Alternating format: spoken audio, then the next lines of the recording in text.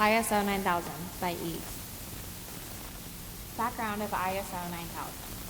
It started with a meeting of 65 delegates from 25 countries in 1946, preceded the founding of the International Organization for Standardization in 1947.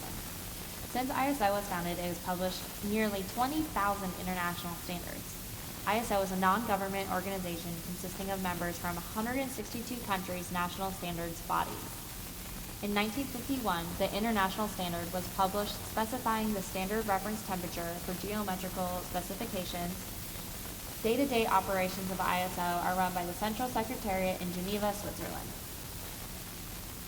In 1987, the ISO 9000 series was first introduced by the British government, persuading the International Organization for Standardization to adopt the BS 5750 as an international standard. The international standard was named ISO 9000.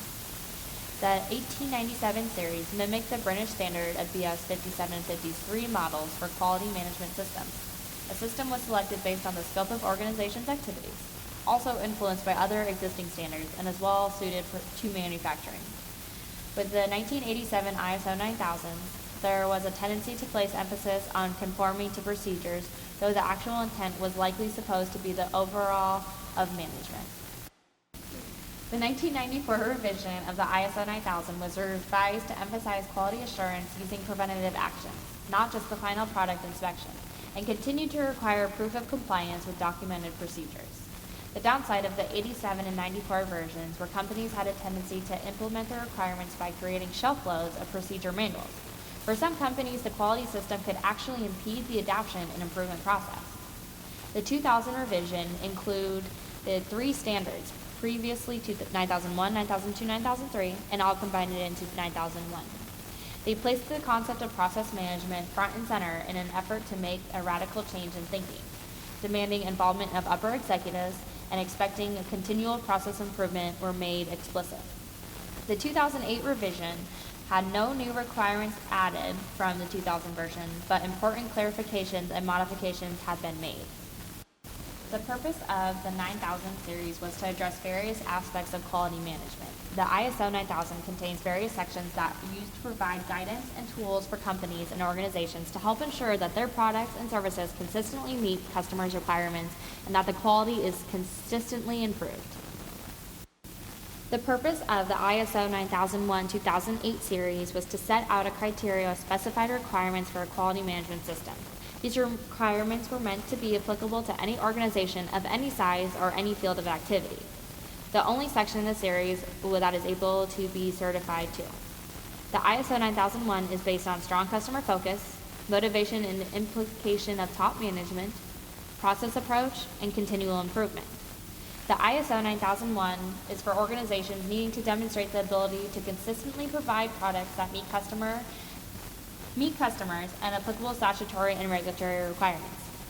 This aims to enhance customer satisfaction through process for continual improvement of the system and the assurance of conformity to customers and applicable statutory and regulatory requirements. Performing internal audits is vital to this part of ISO 9001 to check how the quality management system is working.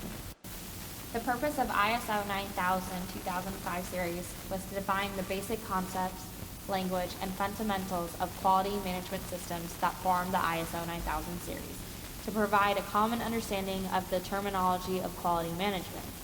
It is useful for all users in the ISO 9000 series, and particularly for the suppliers, customers, and regulators to provide a shared understanding of the quality management language. Providers of consultancy or training on the quality management system, and people who assess quality management systems or audit them for conformity to the ISO 9001-2000 series. The purpose of ISO 9004-2009 series was to assist organizations in achieving sustained success by outlining a set of quality management guidelines that apply to all types of organizations. Any organization, regardless of its size or activity, can benefit from the following set of guidelines. These guidelines are voluntary suggestions and are not contractual obligations, and they're not intended for certification, regulatory, or contractual use. To obtain the sustained success is the main goal of ISO 9004. According to ISO 9004, sustained success can be achieved by using a quality management approach that meets the guidelines and continues to do so over a long term. This focuses on meeting the needs and expectations of all interested parties involved, including customers, shareholders, suppliers, employees, unions, etc. The purpose of ISO 19011-2011 series was to provide a guidance of auditing management systems in the following areas: principles of auditing, managing an audit program, conducting management system audits, and evaluation of competence and individuals involved in the audit process, meaning the person managing the audit programs, auditors, and auditing teams. This ISO is applicable for conducting internal and external audits, management systems, or managing an audit program. Application of the ISO to other types of audits is possible as long as special consideration is given to the specific competence needed. ISO 9000 works by setting standards for quality in which both products and service industries can follow. ISO 9000 is used when companies realize they need to improve their current quality management systems. They do this by using three main things. First, they improve quality. Second, reduce costs. And third, allow companies to regain competitiveness. Specific pathways a company may choose to follow is first, gap analysis. This is when a quality management system is already in place, but this analysis will let you know when you need to improve to meet the ISO standards. Second is starting from nothing. ISO will provide you with a 12-step system to develop the quality management system of your own. To get certified or registered with ISO 9000, you have to go through internal compliance audit. This confirms the company meets all of the ISO 9000 standards. If the auditor validates that you are in compliance, then they can certify your company. And to recertify with ISO, you must do it every 3 years to ensure that the company is still meeting all of ISO 9000 standards. ISO has 8 management principles for its ISO 9000 series. First principle is focusing on customers. Second principle is leadership. The third is involvement of people. Fourth, process approach. Fifth, system approach to management. Sixth, continual improvement. 7, factual approach to decision making. And 8, mutually beneficial supplier relationships. There are also 12 major processes that can be described in the ISO 9000 plan. Some of these processes include quality management processing, training and awareness processes, design and development processes, service provision processes, customer relationship management processes, and monitoring and measuring processes. The 12 processes above together create a network of interrelated and interconnected processes, titled in Quality Management Systems.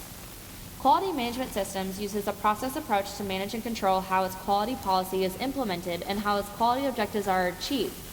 Each process uses resources to transform inputs into outputs, and since the output of one process becomes the input of another process interacts are interrelated by means of such input-output relationships. So each 12 process development plan has 9 steps that must be explained for each process in the plan. These include developing your process, document your process, implement your process, maintain your process, monitor and measure, analyze your process, control your process, and improve your process. Some criticisms of the ISO 9000 say, for at least the ISO 9000 1994 series, that it was easy for a company to be ISO 9000 certified yet produce poor quality output. It was about improving systems and consistency of output, but it never suggested on its own that it could improve actual quality. Another criticism is that ISO promotes actions which result in sub-optimization of performance. ISO relies too heavily on others, and particularly the assessors of interpretation of what quality is. ISO 9000 can be effective if accompanied by a culture change.